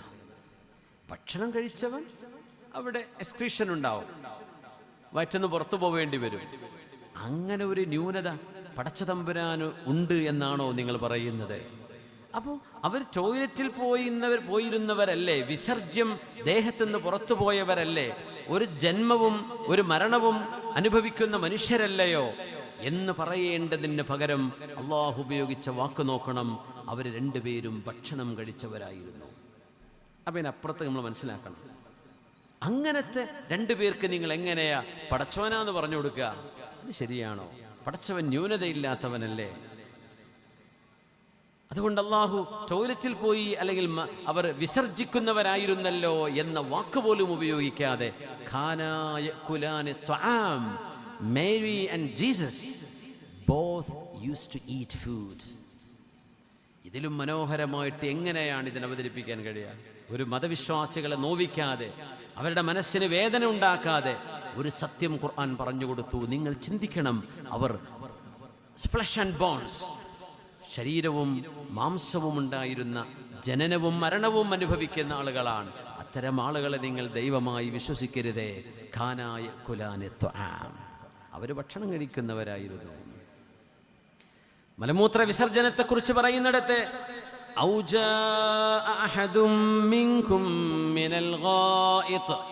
വുളു എടുക്കാൻ വേണ്ടി നിൽക്കുമ്പോൾ വെള്ളം കിട്ടിയില്ലെങ്കിൽ തയമ്മം ചെയ്തോളണം എന്ന് തയമ്മത്തിന്റെ മസ്അല പറയുന്നിടത്ത് അല്ലാഹു സുബ്ഹാനഹു വ തആല പറഞ്ഞ വാക്കെന്താ? എന്താ ഗായിത്ത് എന്ന് പറഞ്ഞാൽ? നിങ്ങളിൽ നിന്ന് ആരെങ്കിലും ഗായിത്തിൽ നിന്ന് വരികയാണെങ്കിൽ വുളു എടുക്കണം. എന്താ ഗായിത്ത് എന്ന് പറഞ്ഞാൽ? അൽ അർളുൽ മുൻഖഫിള, ചെരിഞ്ഞു കിടക്കുന്ന താഴേക്ക് പോകുന്ന ഭൂമിക്കാണ് ഗായിത്ത് എന്ന് പറയാം. അപ്പം അന്ന് ടോയ്ലറ്റ് ഇല്ലാത്ത കാലം ഭൂമിയുടെ ചെരുവുകളിൽ പോയിട്ട് അവർ മറയിരുന്നിരുന്നത്. ആ ചെരുവിൽ നിന്ന് നിങ്ങൾ വന്നാൽ, അതായത് നിങ്ങൾ ടോയ്ലറ്റ് പോയി വന്നാൽ എന്നാണ് അവിടെ ഉദ്ദേശം. പക്ഷെ ഉപയോഗിച്ച വാക്ക് ഗായിത്ത്. ഗായിത്തിന് വിസർജ്യം എന്നല്ല അർത്ഥം. ഗായിത്ത് എന്ന് പറഞ്ഞാൽ ഭൂമിയിൽ ചെരിഞ്ഞു കിടക്കുന്ന സ്ഥലം എന്നാണ്. അവിടെ നിന്ന് വന്നാൽ മനസ്സിലായി. അപ്പോഴേ നമ്മൾ കുട്ടികളോടൊക്കെ പറഞ്ഞു, ഉമ്മ എനിക്ക് എന്ന് പറഞ്ഞിട്ട് വയറ്റിന്ന് പോണ സാധനം പച്ചയിൽ മക്കൾ പറയുമ്പോഴേ, മോനെ ഉമ്മ എനിക്ക് ടോയ്ലറ്റ് പോകണം, എനിക്ക് ഹമ്മാമ് പോകണം എന്ന് പറയും മോനെ എന്ന് പറയണം. അവർ ആ ചെയ്യാവുന്ന കാര്യം പച്ച മലയാളത്തിൽ പറയുന്നുണ്ടാവും. അപ്പം മക്കൾക്ക് തിരുത്തി കൊടുക്കണം, മോനെ ടോയ്ലറ്റ് പോവുകയാണെന്ന് പറഞ്ഞു. ഇനിയിപ്പോൾ നിങ്ങൾ വേറെ എന്തെങ്കിലും വേറെ ഭാഷ ഉണ്ടെങ്കിൽ പറഞ്ഞോളൂ. ആ സ്ഥലത്ത് പോവുകയെന്നേ പറയാവൂ. 1 പോവുക 2 പോവുക അങ്ങനെ പറയാറുണ്ട്. സ്കൂളിലൊക്കെ നമ്മൾ കുട്ടികളോട് പറഞ്ഞു കൊടുക്കുന്നത് ടോയ്ലറ്റ് പോവാണ്ടോ ഇങ്ങനെ കാണിക്കണമെന്ന്. ഇങ്ങനെ കാണിച്ച ടീ എന്നാണിത്. T means toilet. അപ്പോൾ കുട്ടികൾ അങ്ങനെ സമ്മതം ചോദിക്കുമ്പോൾ ഇംഗ്ലീഷുകാർ പഠിപ്പിച്ചു കൊടുക്കുന്ന കാര്യമാണ്. നമ്മുടെ നാട്ടിലൊന്നും നടന്നോളുന്നില്ല. പക്ഷേ അതൊരു ബൈപ്പാസിങ് ആണ്. പച്ചയായിട്ട് എനിക്ക് എന്ന് പറഞ്ഞിട്ട് നമ്മൾ മലയാളത്തിൽ ഉപയോഗിക്കുന്ന വാക്കുകൾ പറയരുത്. ഓരോ ഭാഷയിലും അതിന് വാക്കുകളുണ്ട്. യുവല്ലൂനൽ അദ്ബാർ, മനുഷ്യന്റെ ബാക്ക് ഭാഗത്തിനാണ് അറബിയിൽ ഇസ്ത് എന്ന് പറയുന്നത്. ഇസ്ത് എന്ന് പറയുന്ന വാക്കൊരു മോശപ്പെട്ട വാക്കാണ്. അതുകൊണ്ട് ഖുർആനിൽ എവിടെയും ഇസ്ത് എന്ന വാക്ക് ഉപയോഗിച്ചില്ല. ദുബുർ എന്ന് പറഞ്ഞു, പിൻവശം എന്ന അതിനർത്ഥം. ദുബുറ കുല്ലി സ്വലാ, നിസ്കാരത്തിന്റെ പിറകിൽ ദുആ ദുആക്ക് ഉത്തരണ്ട്. അപ്പൊ അതിന് തഅ്വീൽ ചെയ്യും. അത്തഹിയാത്തിന്റെ അവസാനത്തിലാണ്, അല്ല സലാം വീടിന്റെ ശേഷമാണ്. ഓക്കെ, ദുബുറ കുല്ലി സ്വലാ. അദ്ബാർ ദുബുർ എന്ന് പറയുന്നത് പിറകു വശം എന്നതിനർത്ഥമുള്ളൂ. ബഹൈൻഡ്, ബാക്കിൽ എന്നതിനർത്ഥമുള്ളൂ. ഒരു മനുഷ്യന്റെ ഒരു പ്രത്യേക ശരീരഭാഗത്തെ സൂചിപ്പിക്കുന്നിടത്ത് പോലും ഖുർആൻ ആ വാക്കുപയോഗിച്ചില്ല. ഇങ്ങനെ നോക്കിയാൽ വിശുദ്ധ ഖുർആനിന്റെ വാക്കുകളിൽ വലിയ വലിയ സഭ്യത നമുക്ക് കാണാൻ കഴിയും. അസഭ്യമുള്ളത് എവിടെയാണുള്ളത് ഉണ്ടെങ്കിൽ ആർക്കെങ്കിലും ഉണ്ടെങ്കിൽ പറയാം. അങ്ങനെ ആർക്കെങ്കിലും വിശുദ്ധ ഖുർആനിന്റെ പരാമർശങ്ങളിൽ മോശമായി തോന്നുന്നത് കാണാൻ കഴിയില്ല, നിങ്ങൾ കൊണ്ടുവരാൻ കഴിയില്ല. അതിന്റെ മഅന നിങ്ങൾ പഠിച്ചു നോക്കൂ. ഹബീബിന്റെ മുന്നിൽ ഒരു പെണ്ണ് വന്ന് മസ്അല ചോദിച്ച രംഗം ആയിഷ ബീവി റളിയല്ലാഹു അൻഹ പറയുന്നുണ്ട്. ലോകത്തിന്റെ ഗുരു ലജ്ജയുണ്ടായിരുന്നവരാ. കാന ഹയ്യൻ, ഹബീബാ നബി തങ്ങൾക്ക് ലജ്ജയുണ്ടായിരുന്നു. നല്ല ലജ്ജയുള്ളവരാ പുണ്യ നബി സല്ലല്ലാഹു അലൈഹി വസല്ലം. ഹബീബായ തങ്ങളുടെ മുമ്പിൽ ഒരു പെണ്ണ് വന്നു. ഇമാം ബുഖാരി തങ്ങൾ സ്വഹീഹിൽ ഉദ്ധരിച്ച ഹദീസ്, അന്നംറഅതൻ സഅലത്തിൻ നബിയ സല്ലല്ലാഹു അലൈഹി വസല്ലം മിൻ ഗസ്ലിഹാ മിനൽ മഹീദ്. ഹൈള് ഉണ്ടായാൽ അത് എങ്ങനെയാണ് ശുദ്ധിയാക്കേണ്ടത് എന്ന് ഒരു പെണ്ണ് നബി തങ്ങളോട് വന്ന് ചോദിച്ചു. ഇവിടെ ഞാനൊരു കാര്യം എൻ്റെ സഹപ്രവർത്തകരായ അധ്യാപകരോട്, മുദരിസുമാരോട്, മുഅല്ലിമീങ്ങളോട്, നമ്മുടെ മദ്രസയിൽ പഠിപ്പിക്കുന്ന ഉസ്താദുമാരോട് ഒന്ന് സൂചിപ്പിക്കുകയാണ്. ഒന്നും വിഷമം വിചാരിക്കരുത്. നമ്മൾ മദ്രസയിൽ പഠിപ്പിക്കുമ്പോൾ മസ്അല ത്വഹാറത്തിൻ്റെ ബാബ് വരുമ്പോൾ ഒളുടുക്കേണ്ട, ജനാബത്ത് കുളിക്കേണ്ട ഫർളായ കുളിയുടെ അസ്ബാബുകളെ സംബന്ധിച്ച് പറഞ്ഞു കൊടുക്കുമ്പോൾ, ഹൈദ് നിഫാസിൻ്റെ മസ്അലകൾ പറഞ്ഞു കൊടുക്കുമ്പോൾ മദ്രസയിലെ ഉസ്താദുമാർ വളരെ ഗൗരവത്തിൽ കൈകാര്യം ചെയ്യേണ്ട പാഠഭാഗങ്ങളാണ്. ദർസ് നടത്തുന്ന ഉസ്താദുമാർ, ഫത്ഹുൽ മുഈൻ ഓതി കൊടുക്കുന്നവർ. കാരണം നമ്മുടെ മുമ്പിലിരിക്കുന്നത് നമ്മുടെ കാലത്ത് 5 വയസ്സുള്ള കുട്ടിയല്ല ഇപ്പോഴത്തെ 5 വയസ്സുള്ള കുട്ടി. നമുക്ക് 5 വയസ്സുള്ള കാലത്ത് എന്താ നമുക്ക് തിരിഞ്ഞത്?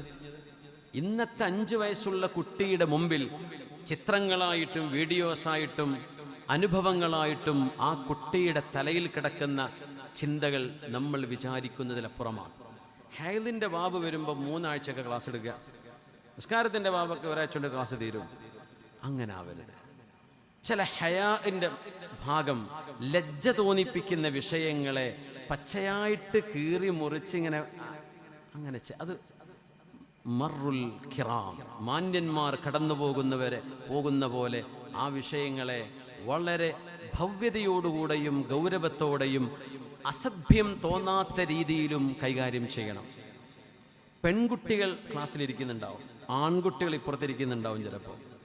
ഇത് മനുഷ്യന്റെ ശരീരത്തിന്റെ അല്ലാഹു മാ കതബല്ലാഹു അലാ ബനാതി ആദം, ആദം നബി അലൈഹിസ്സലാമിന്റെ മക്കളായി ജനിക്കുന്ന പെൺകുട്ടികൾക്ക് അള്ളാഹു നിശ്ചയിച്ചു കൊടുത്ത പ്രായപൂർത്തിയായാൽ ഉണ്ടാകുന്നവരുടെ മന്ത്ലി സൈക്കിൾ, ഇതിനെക്കുറിച്ചാണ് മസ്അല.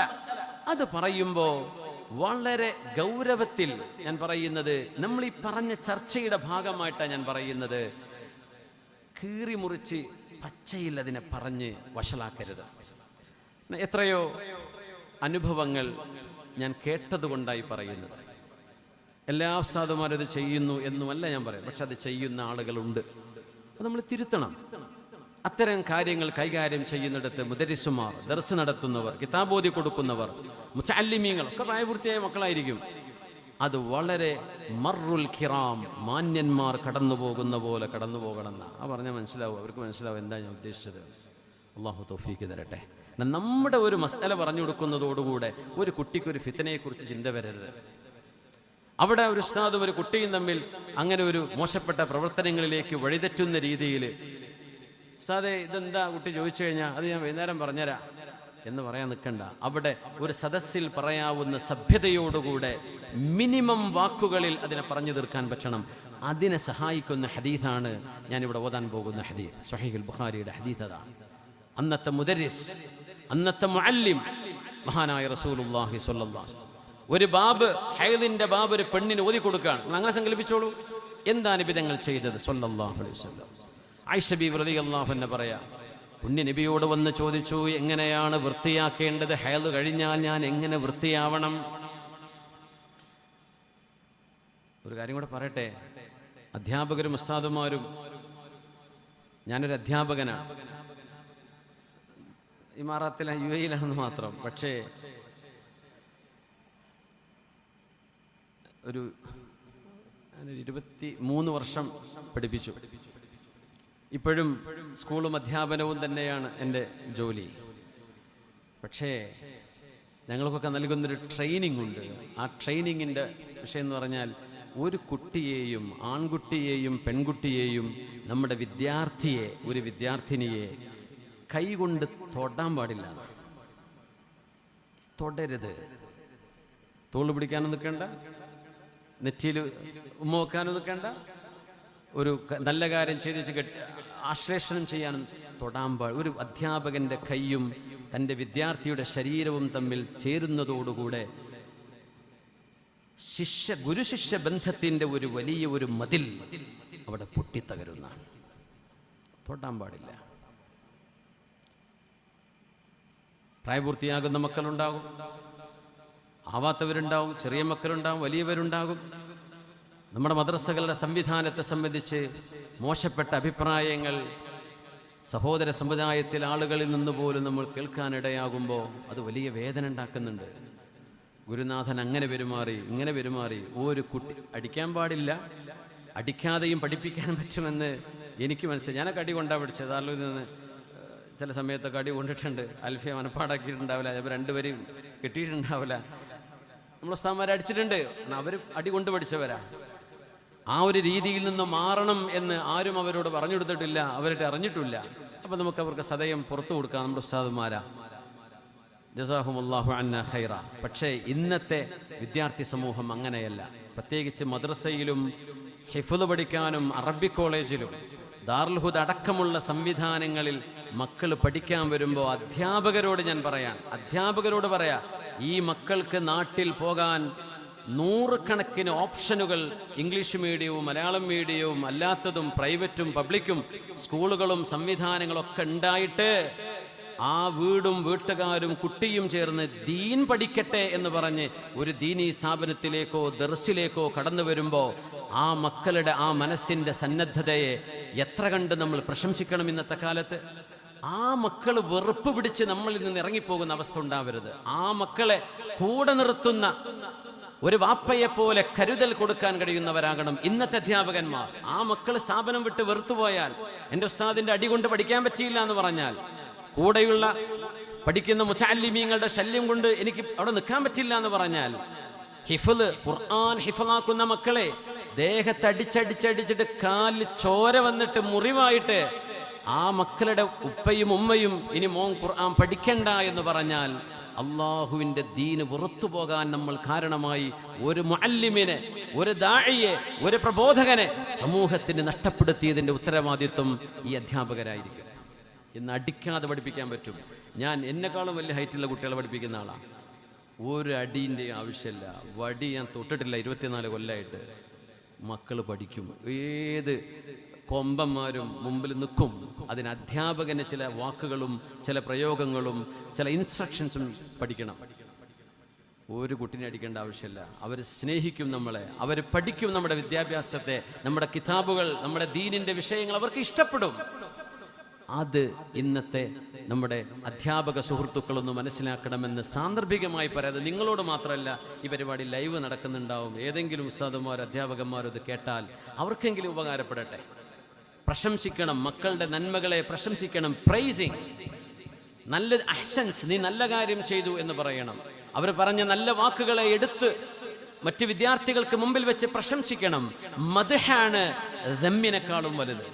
ലറബ സയ്യിദുൻ അമ്രൻ എന്നതിന് ആ ലറബൊക്കെ ഒന്ന് മാറ്റിയിട്ട് ഷാഹദ സയ്യിദുൻ കിതാബൻ. എന്തൊരു മനോഹരമായിരിക്കും. ലറബും കത്തലും പറഞ്ഞാൽ നമ്മുടെ തലയിൽ തന്നെ കയറുന്നത്. ഇന്നത്തെ കാലഘട്ടത്തിനനുസരിച്ച് നമ്മുടെ ചിന്തകളെ ക്രമീകരിക്കേണ്ട ഈ കത്തലയും ലറബിനെ നമ്മളിപ്പോഴും പഠിച്ചുകൊണ്ടിരിക്കുന്നത്. എത്ര മുതഅദ്ദിയായ ഫീല് വേറെ ഉണ്ട്, എത്ര ഫായിലും മഫ്ഊലും വേറെ കിട്ടും. ഒരു കാലഘട്ടത്തിൽ അത് ശരിയായിരിക്കാം, കിതാബുകളിൽ വന്ന മിസാലുകളായിരിക്കും അത്, അന്നത്തെ കാലഘട്ടം അതായിരിക്കും. പക്ഷെ ഇന്ന് നമ്മൾ അഡാപ്റ്റ് ചെയ്യണം, ചില ചിന്തകളെ അഡോപ്റ്റും ചെയ്യണം. അപ്പോഴേ നമ്മുടെ വിദ്യാഭ്യാസ രംഗം, നമ്മൾ മദ്രസക്ക് ഉസ്താദന്മാർക്ക് ശമ്പളം കൊടുക്കുന്നുണ്ടോന്നാ നോക്കുക. മദ്രസ ഉസ്താദന്മാർക്ക് മര്യാദക്ക് പഠിപ്പിക്കാൻ പറ്റുന്നുണ്ടോ നോക്കാറുണ്ടോ? അവർ ശരിക്കും പഠിപ്പിക്കുന്നുണ്ട്. അറബി കോളേജുകൾക്ക് എത്രയാ നമ്മൾ പിരിവ് കൊടുക്കുന്നത്?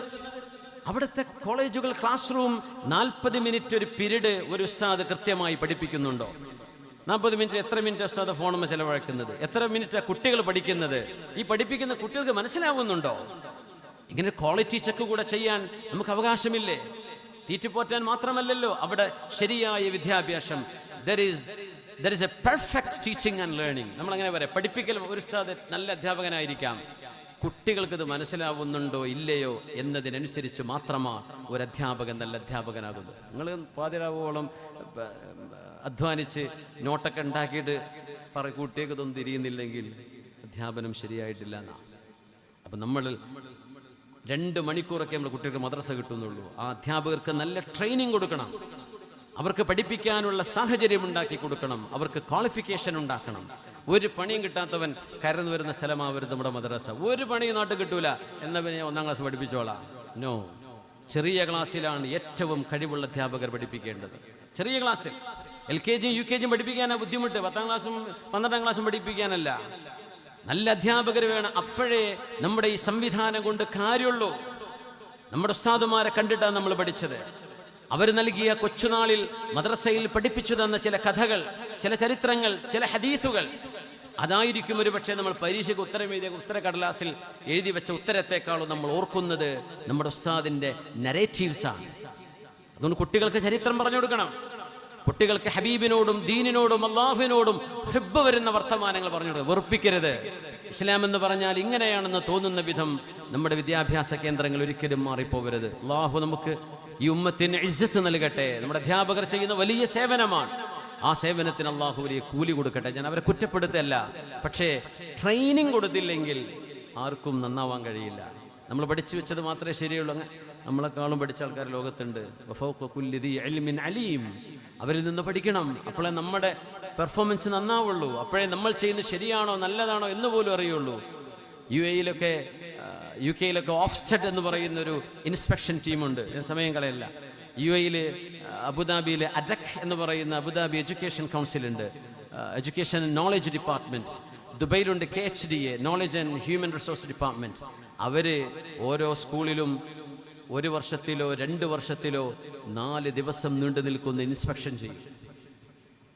എല്ലാ ക്ലാസ് റൂമിലും കയറി ഇറങ്ങും, എല്ലാ ഡോക്യുമെന്റ്സും അവർ പരിശോധിക്കും. കുട്ടികളുമായി അവർ ഇന്റർവ്യൂ ചെയ്യും. അവർ തോന്നുന്ന കുട്ടികളെ വിളിക്കും.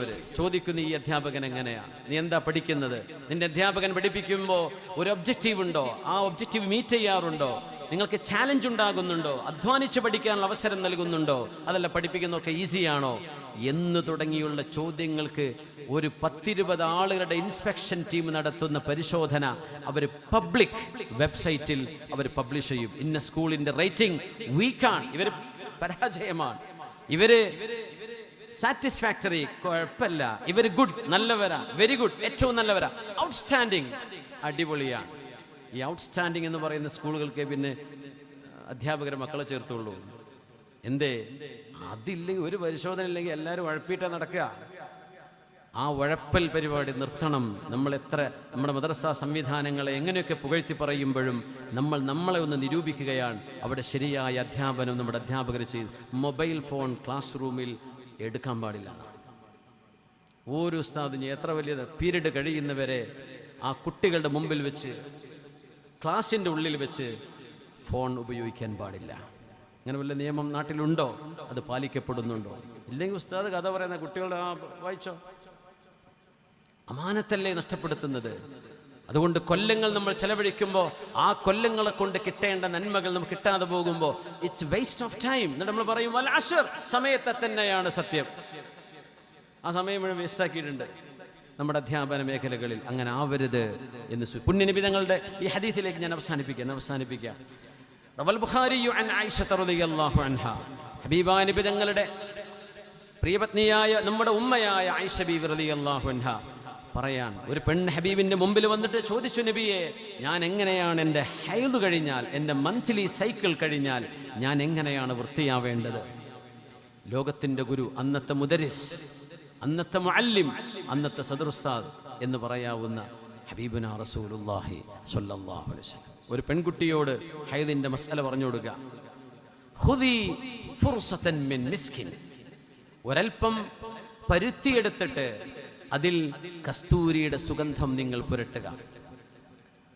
ഫതതഹരി ബിഹാ, അതുകൊണ്ട് നിങ്ങൾ ശുദ്ധിയാക്കുക. എന്താ പറഞ്ഞത്?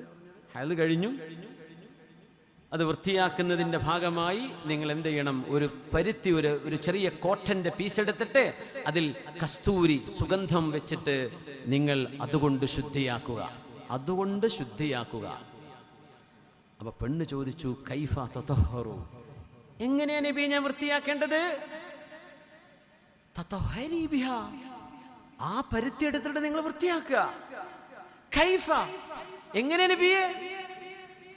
ഇത് ചോദിച്ചപ്പോ പുണ്യനബി കൊടുത്ത മറുപടി, സുബ്ഹാനല്ലാഹ് തതഹരി, സുബ്ഹാനല്ലാഹ് ശുദ്ധിയാക്ക് പെണ്ണേ. അപ്പോഴാണ് ആയിഷ ബീവി റളിയല്ലാഹു അൻഹ നാണം തോന്നി ആയിഷ ബീവിക്ക്. ആയിഷ ബീവി ആ പെണ്ണിന്റെ ഷർട്ട് കുപ്പായത്തിന് ഇങ്ങോട്ട് പിടിച്ചു, ഇങ്ങോട്ട് വാ.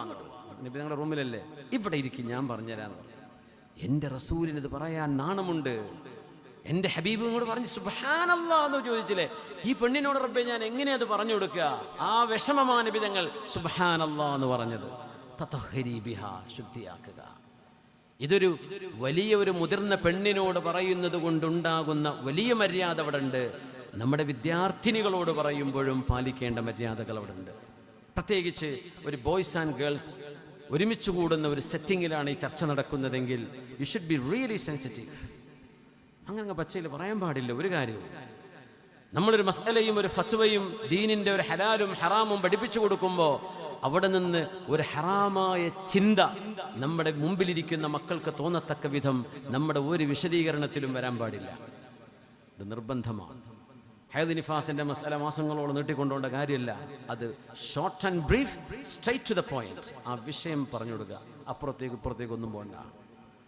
ഫതുഹുൽ മീൻ ഓതുമ്പോഴും വിഷയം വരും, ഫിഖഹിന്റെ മഹല്ലി ഓതുമ്പോഴും അത് വരും. ഫിഖഹിന്റെ കിതാബുകൾ ഓതുമ്പോൾ മുതിർന്ന മക്കളാണ് നമ്മുടെ ഫുഖഹാ ചർച്ച ചെയ്ത, നമുക്ക് ചിന്തിക്കാൻ പോലും പറ്റില്ലാത്ത വലിയ വലിയ വിഷയങ്ങൾ നമ്മുടെ കിതാബിൽ രേഖപ്പെട്ട് കിടക്കാം. പക്ഷെ ഇന്നത് റെലവൻ്റാ. ഇന്നത്തെ ലൈംഗികതയുടെ ആഭാസം ലോകത്ത് നടക്കുമ്പോൾ അന്ന് നമ്മുടെ മഹാന്മാരായ ഫുഖഹാ എഴുതി വെച്ചത് ഇന്നും പ്രസക്തമാണ്. പക്ഷേ അത് പറയുന്നിടത്തും ആ ആശയം കൈമാറുന്നിടത്തും നല്ല കെയർഫുൾ ആയിരിക്കണം അധ്യാപകർ. എന്ന് മാത്രം ഒരു വെറുപ്പും തോന്നരുതേ. ഞാനൊക്കെ നമ്മളൊക്കെ ഒരു ബോട്ടിലാണ്. അതുകൊണ്ടാണ് ഞാൻ അധ്യാപകനായതുകൊണ്ട് പറയാണ്. അതുകൊണ്ട് എനിക്കത് പറയാലോ. അതുകൊണ്ട് പറയാണ്, വിഷമം തോന്നരുത്. ഫതത്വഹരി ബിഹ. ആയിഷ ബീവി റളിയല്ലാഹു അൻഹ ആ പെണ്ണിനോട് പറഞ്ഞു, ഇസ്തഹയൻ നബി, പൊന്നുനബിക്ക് നാണമായിട്ടുണ്ട് പെണ്ണേ. എന്നിട്ട് ആയിഷ ബീവി പറഞ്ഞു, തതബ്ബഇ ബിഹ അഥറദ്ദം, രക്തത്തിന്റെ അടയാളമുള്ളിടത്ത് നിങ്ങൾ ആ കസ്തൂരിയുടെ നനവ് കൊണ്ട് വൃത്തിയാക്കുക. തൊഹിരി, ശുദ്ധി വരുത്തുക. വഗ്സിലി, കുളിക്കുക. വനദ്ദിഫി മഖാനദ്ദം, രക്തത്തിന്റെ കറകളെ നിങ്ങൾ മായ്ച്ചു കളയുക. ഇത് ആയിഷ ബീവി പറഞ്ഞു കൊടുത്തു. പുണ്യനബി എന്താ പറഞ്ഞത്? സുബ്ഹാനല്ലാഹ്, ഇനി ഞാൻ എന്താ പറഞ്ഞുതരാം? തതഹരി, ശുദ്ധിയാവ്.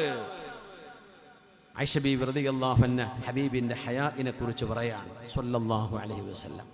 ഇത്തരം വിഷയങ്ങൾ ഇനിയും ദീർഘമായി ചർച്ച ചെയ്യേണ്ട ഒരുപാട് മിസാലുകളുണ്ട്. പക്ഷേ സമയം അങ്ങ് എത്തിക്കഴിഞ്ഞു. സമയം എത്ര പെട്ടെന്ന് തീർന്നതായിട്ട് ഞാനെന്തോ ചാപ്പനങ്ങാടിയിലെ ടൈം കുറച്ച് ഫാസ്റ്റാണെന്ന് തോന്നുന്നല്ലേ.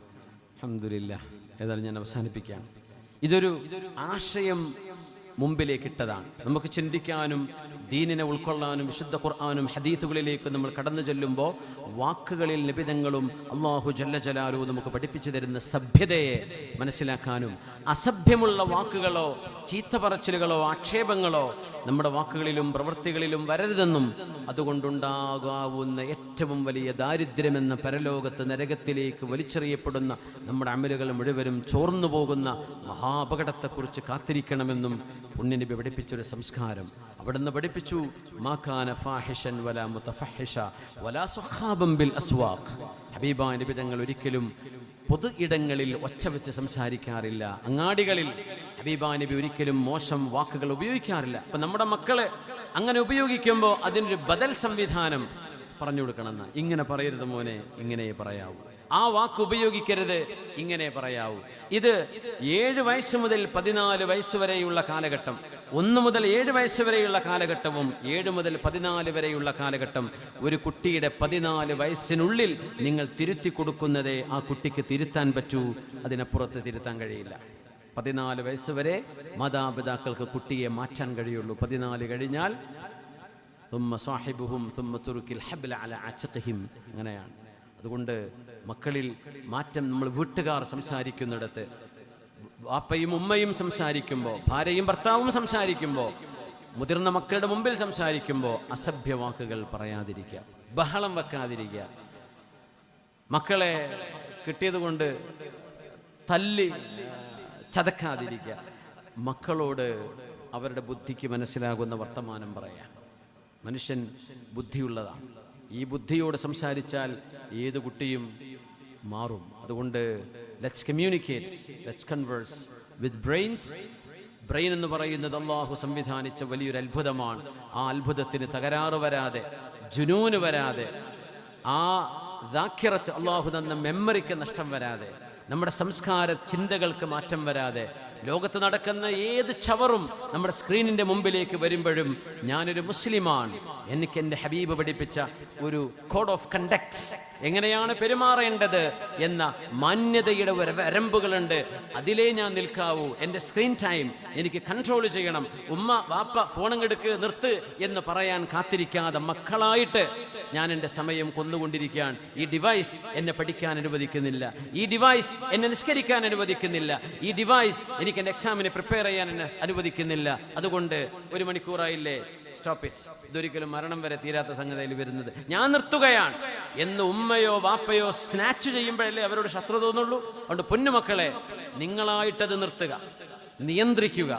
എങ്കിലേ നമ്മുടെ ജീവിതത്തിൽ എന്തെങ്കിലും നല്ലത് കോൺട്രിബ്യൂട്ട് ചെയ്യാൻ പറ്റുകയുള്ളൂ. അല്ലാഹു റബ്ബുൽ ഇസ്സത്ത് നമ്മളെ സംസ്കാരമുള്ള, മൂല്യബോധമുള്ള നല്ലൊരു ഉമ്മത്തായി, ലോകത്തിന് മാതൃകയുള്ളവരായി അല്ലാഹു നമ്മളെ മാറ്റിത്തരട്ടെ. ബിഹഖി നബിയിന മുഹമ്മദിൻ സ്വല്ലല്ലാഹു അലൈഹി വസല്ലം. اللهم اغفر للمؤمنين والمؤمنات المسلمين والمسلمات الأحياء منهم والأموات إنك يا مولانا سميع قريب مجيب الدعوات. اللهم إنا نسألك الهدى والتقى والعفاف والغنى. اللهم إنا نسألك موجبات رحمتك وعزائم مغفرتك والسلامة من كل إثم والغنيمة من كل بر والفوز بالجنة والنجاة من النار. اللهم اغفر لنا ولوالدينا ولمن له حق وفضل علينا ولذوينا ولمن أوصانا واستوصانا بالدعاء. اللهم اغفر لكل من ساهم في نشر دينك يا رب العالمين. اللهم اغفر لعلمائنا وفقهائنا ومعلمينا ودعاتنا ومتعلمينا. اللهم اغفر لنا ولمن حضر معنا وغاب عنا. اللهم ردنا والمسلمين إلى دينك ردا جميلا. اللهم ردنا والمسلمين إلى دينك ردا جميلا. اللهم خذ بأيدينا ونواصينا أخذ الكرام عليك يا رب العالمين. اللهم إنا نسألك العفو والعافية والمعافاة الدائمة في الدين والدنيا والآخرة بحق نبينا محمد صلى الله عليه وسلم. اللهم انصرنا والمسلمين أجمعين. اللهم انصر إخواننا في فلسطين وغزة وسائر بلاد المعمورة يا رب العالمين. اللهم انصرنا وانصر المستضعفين من عبادك. اللهم انصرنا ولا تنصر علينا. اللهم امكر لنا ولا تمكر علينا. اللهم انصرنا على أعدائنا نصرا عزيزا مؤزرا. اللهم وحد كلمتنا. اللهم وحد صفوفنا. اللهم انزع كل شيء سيء في أخلاقنا وقلوبنا. اللهم إنا نسألك السداد. اللهم إنا نسألك الهدى. اللهم إنا نسألك التقى والغنى والعفاف والعفة والعزيمة يا رب العالمين. ربنا آتنا في الدنيا حسنة وفي الآخرة حسنة وقنا عذاب النار. اللهم اشفنا واشف مرضانا وعافنا وعاف مبتلانا. اللهم نجنا من شر الشياطين شياطين الإنس والجن والمردة يا رب العالمين. اللهم إنا نسألك الرحمة على الأرض فوق الأرض وتحت الأرض ويوم العرض عليك. اللهم بلغنا حج بيتك الحرم وزيارة نبيك سيدنا محمد صلى الله عليه وسلم وأصحاب رسول الله صلى الله عليه وسلم وأوليائك وصالح عبادك كلهم أجمعين. اللهم إنا نسألك صحبة الصالحين في الدنيا وفي برزخنا وفي الأخرى يا رب العالمين. اللهم ارزقنا شفاعة نبيك محمد صلى الله عليه وسلم. اللهم نجنا من النار ببركة نبينا صلى الله وبدعاء نبينا صلى الله وبشفاعة نبينا محمد صلى الله عليه وسلم. اللهم ارزقنا بيده شربة هنيئة مريئة من حوض الكوثر لا نظمأ بعدها أبدا. اللهم لا تحرمنا لذة النظر إلى وجهك والشوق إلى لقائك في غير ضراء مضرة ولا فتنة مضلة. آمين برحمتك يا أرحم الراحمين.